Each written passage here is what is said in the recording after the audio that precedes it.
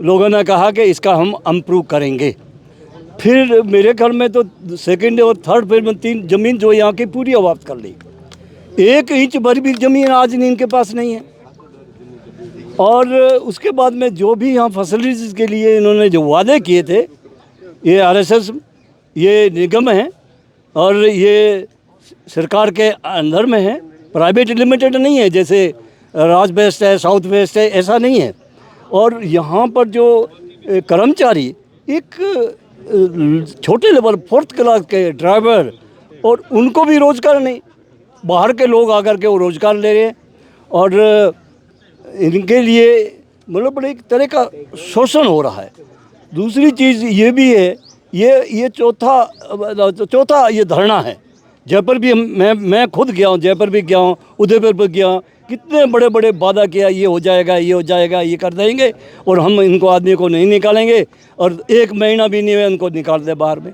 बाहर के लोग आ रहे हैं सस्ते, उनको जो है जहाँ उनको जो है पे देनी है उससे चौथा हिस्सा भी नहीं दे रहे। वो जो है ऐसे काम कर रहे, न उनका आइडेंटिफाइड है, ना उनका कुछ ऐसा है। और आप देख लीजिए पौधों के लिए जो है, पर्यावरण के लिए इन्होंने जो है पता नहीं कितने लाखों वोटों का जो वादा किया, ग्राउंड में एक भी नहीं। ये भी पब्लिक यहाँ के लगाए, जगदम्बा का मंदिर आपके सामने है, ये जनता ने लगाया। सड़क आपने देखी है, यहाँ का लिग्नाइट पूरे भारत के अंदर ही मशहूर है, लेकिन सड़क की हालत देख लो आप। सड़क टूटी हुई है, ग्रिड के नाम में क्या पानी नहीं है। प्राइमरी स्कूल है, बेरूसन जी ने ये खुद का, मैं उद्घाटन में शामिल था कि यहाँ पर आधुनिक स्कूल बनेगी और यहाँ इंग्लिश मीडियम स्कूल होगी और हॉस्पिटल होगा। क्या क्या वादा किया था और वो वादा खाक। उसका कारण क्या है? उसका कारण यह यहाँ के अधिकारी और यहाँ जो ठेकेदार आते हैं, मिली भगत है। और वो मैं आपको ये भी कह रहा हूँ, वो जो आता है ना, पहले लोग बोलते काला पानी है, अब यहाँ वो जाना भी नहीं चाहते, रिटायरमेंट तक यहाँ नहीं जाते। और यहाँ को गरीबों को ऐसे भुला के फुसला करके और जो है इनको जो है एक तोड़ने की कोशिश करते हैं। आज जो है एक भी आदमी इस ज़मीन जो यहाँ गई है, इनके पास 1 इंच भरी ज़मीन है, किससे खेती करेंगे? कहाँ पर जाएंगे? कौन उनको मजदूरी दे? यहाँ मजदूरी नहीं दे रहे हैं तो फिर ये बाहर कौन मजदूरी देगा? तो इसलिए मैं आपसे निवेदन करता हूँ, मीडिया का मैं धन्यवाद करता हूँ। कई बार जो है दुर्ग सिंह जी बैठे हैं हम सैनिकों के लिए, शहीद सर्कल के लिए, जो भी किया, ये चौथी धुरी है। आप इनकी आंख खोलोगे तो ओ मीडिया ही है, बाकी कोई नहीं है। और आज मैं बीजेपी का हूँ, मैं एक सैनिक हूँ और देश विदेश में सरकारी ड्यूटी मुझे जाना पड़ा, लेकिन मैंने आज पार्टियों को बोला, यहाँ पक्ष विपक्ष नहीं है, मैं पार्टी का हूँ। और लेकिन मैं उनसे भी बात की आज, जयपुर तक मेरे को बोल रहा आपका फ़ोटो आ रहा था। अरे मैं फ़ोटो आ रहा था क्या? मैं किसान नहीं हूँ, मैं किसान हूँ और इनके लिए मर मिटने के लिए तैयार हूँ। आप 2.5 साल के बाद में आप आ जाओगे। आज पार्टी के अधिकारियों को शायद कल जो है कि डीएम को हम भेज रहे हैं, मेरी बात हुई है कि हम डीएम को भी भेज रहे हैं, हम जो है उनके हमारा जो अध्यक्ष है वो भी कह, हम उनको भी भेज रहे हैं। हम पहले तो बोला हम असम को आ रहे हैं और अभी कह रहे हैं कि हम कल आ रहे हैं।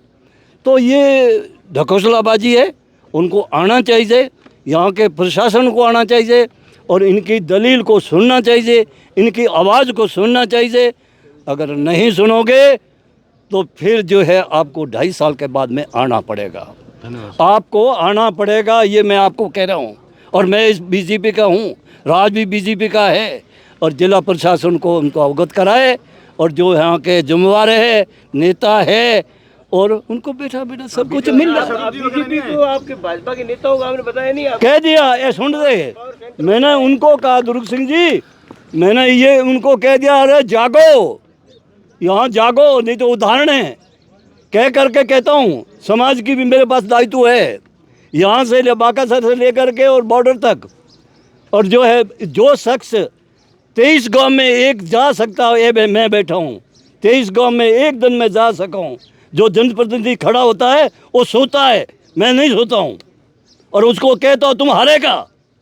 लेकिन आज इन लोगों की ये बैठा है शख्स, ये बैठा है एक सेवक के रूप में है और मैं ये भी बीजेपी वालों को आज मैं तारे टेलीफोन में कहा हूँ, श्रेय तो इसको ही जाएगा, श्रेय तो इसको ही जाएगा।